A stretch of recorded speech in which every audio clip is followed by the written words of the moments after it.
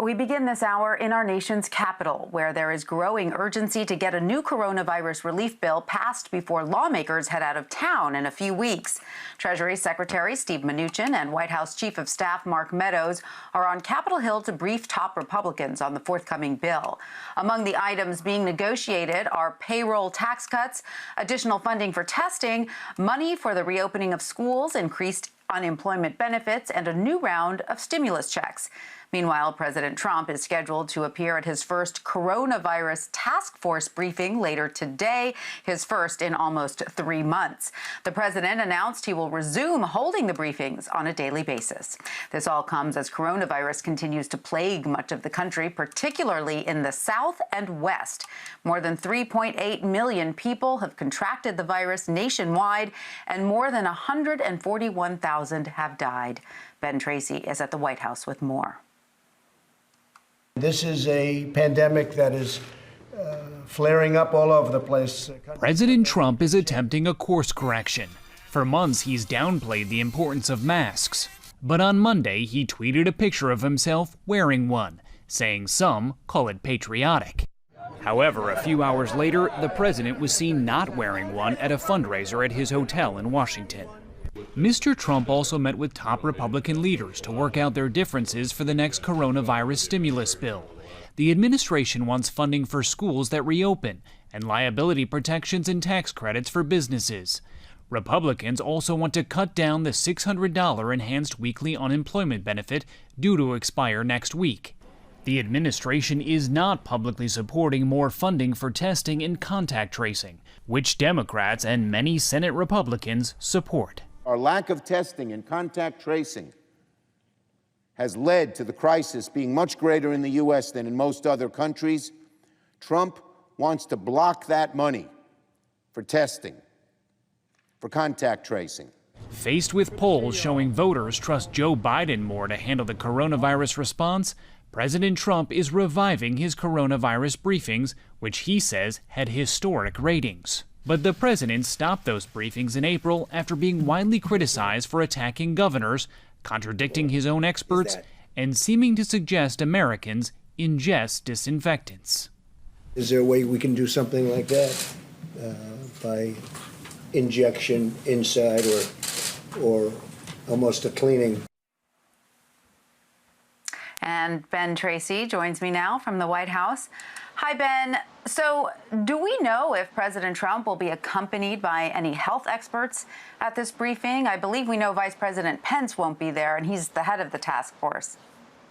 Yeah, the White House is being very coy on this question of whether any of the medical experts, such as Dr. Birx, Dr. Fauci, will be alongside the president at this. I asked the press secretary about it at a briefing this afternoon, and she said you'll have to tune in, as if this is some sort of TV show and they want that to be a bit of a cliffhanger.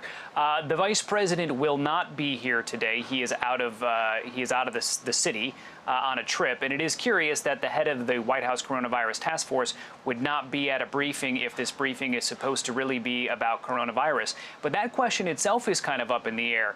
The president talked about reinstating these briefings in the context of coronavirus, but the White House is telegraphing that the president might talk about a variety of subjects and use this as a way to kind of get his message out in lieu of some of the campaign rallies and other events that he's not able to do.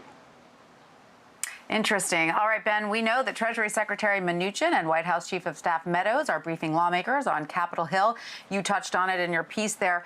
But where does the White House currently stand on the next coronavirus relief bill? And has the administration indicated if it is willing to negotiate with Democrats on certain issues?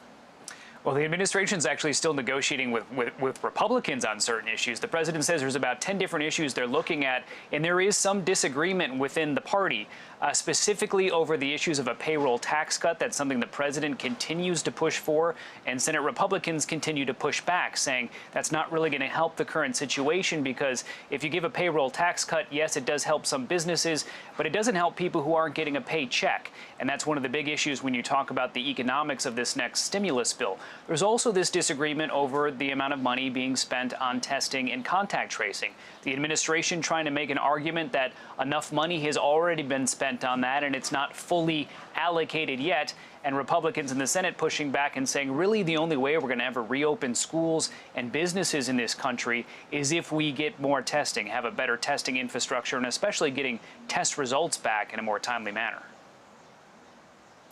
All right, Ben, I want to pivot now to a Department of Homeland Security memo obtained by CBS News showing the agency preparing to deploy officers to a number of cities, including Chicago, Portland, Oregon, and Kansas City. Ben, what more do we know about this?